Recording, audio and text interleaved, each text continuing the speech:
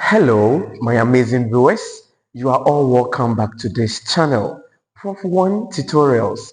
My name is Alfred Profi, and I thank you so much for always having a wonderful time with me here. Wherever you find yourself, kindly sit comfortably, pick your books, pen, calculators as we go through this upcoming topic. If you have any question, please put it in the comment section and I'll be addressing them. I want you to give me few moments of your time as you go through this topic. So my amazing viewers, let's get started. The topic we are going to deal with is circle theory.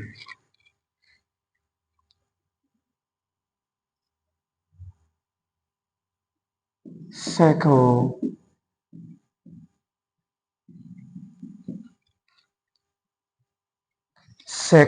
theory. Now when you look at the topic we have here, it's in two folds. We have a circle and we have a theorem. So we are going to look at what a circle is, and again, we are going to look at what a theorem is. So let's start.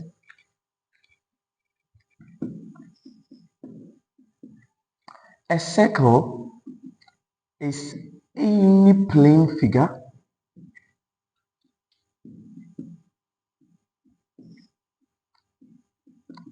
which has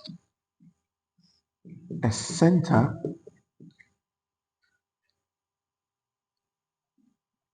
and a circumference.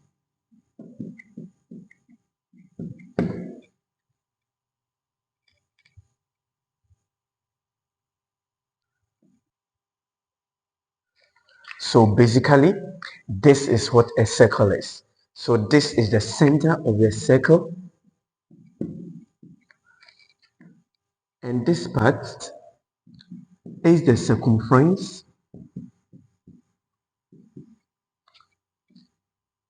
of the circle. So since we've seen how a circle looks like, then we'll move on to a theory quickly.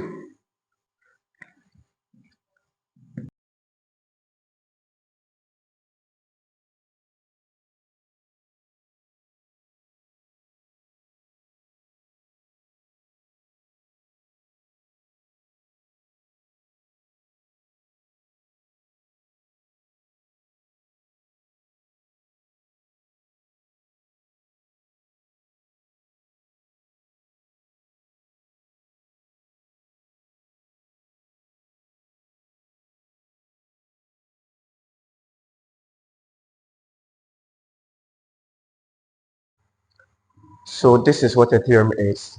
So a theorem is a rule, a guideline, or a principle used in solving mathematical problems. So let's look at some examples. Example of a theorem.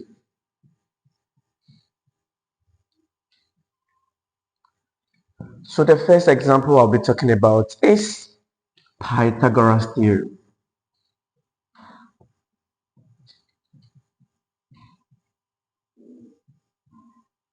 So we all know that anytime we are applying a Pythagoras theorem, we are going to have a right angle triangle.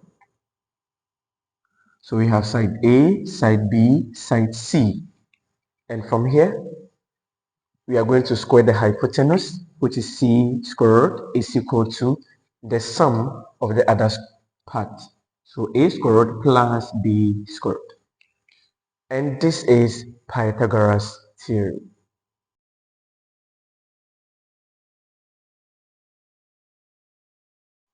The second example is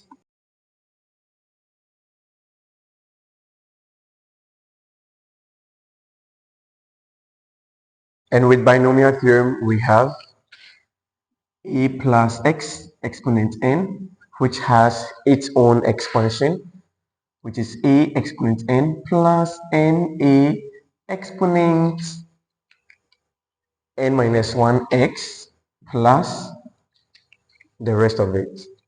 So this is also another theorem. Then the third one is the circle theorem. And this is what we are going to look at today. All right. Now, before we look at circle theorem as a whole topic, we need to know parts of a circle. Parts of a circle. And when you know the part of the circle, it is going to guide us to understand the circle theorem very well.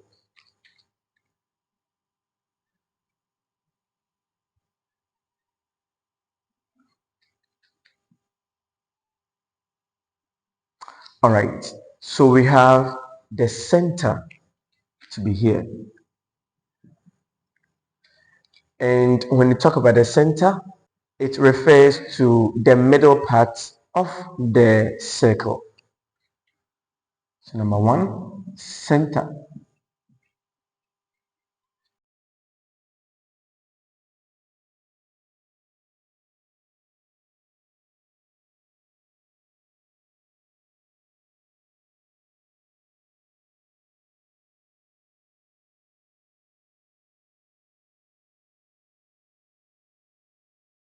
It refers to the middle parts of the circle. Again, we can also have this line. We can have this line. And this particular line is called the radius of the circle. Radius. So we can also say that a radius is a line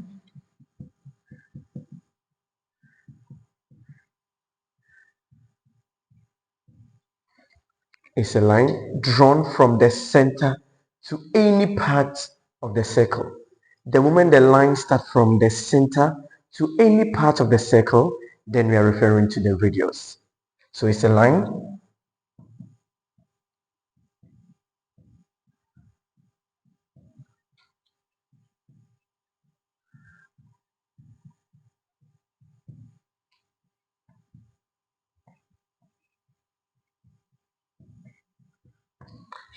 drawn from the center to any part of the circle.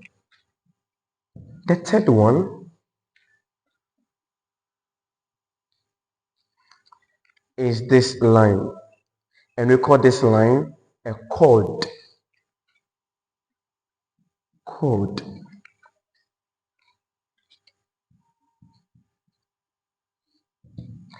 So let's look at what a chord is.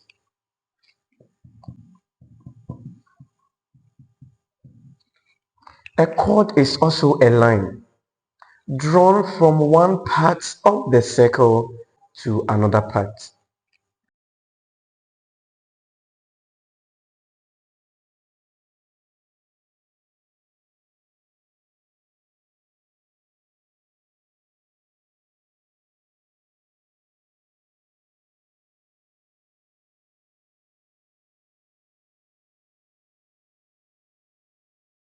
Drawn from one part of the circle to another part without, the key word here is without,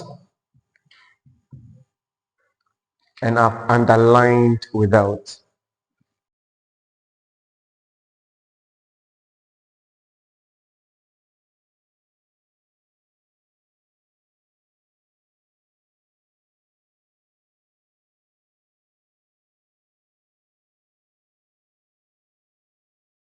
Without passing through the center of the circle. Now the last part that we are going to talk about is this line. And we call this line the diameter. This is a diameter. And a diameter is also a line drawn from one part of the circle to another part of the circle, but this time around it passes through the center. It passes through the center. So there is a slight difference between a chord and a diameter. A chord does not pass through the center, but a diameter passes through the center.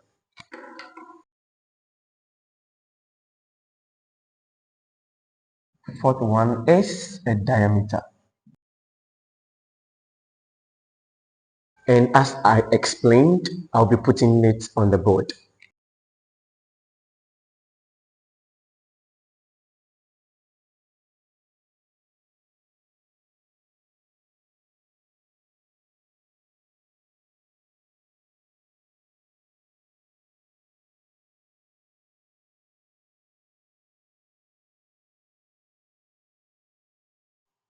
So it's a line drawn from one part of the circle to another part, which passes through the center of the circle.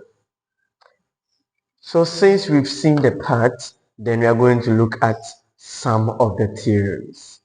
But before that, there is this slight difference between a chord and a diameter, for which I want to show you on the board before we move on to the theorem 1.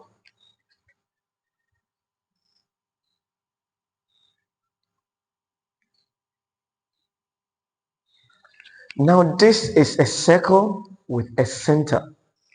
When I draw this line,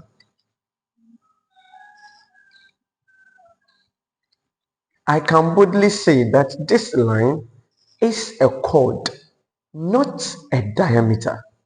Why? Because this line is very close to the center, but because it is not passing through the center, we cannot call it a diameter, but rather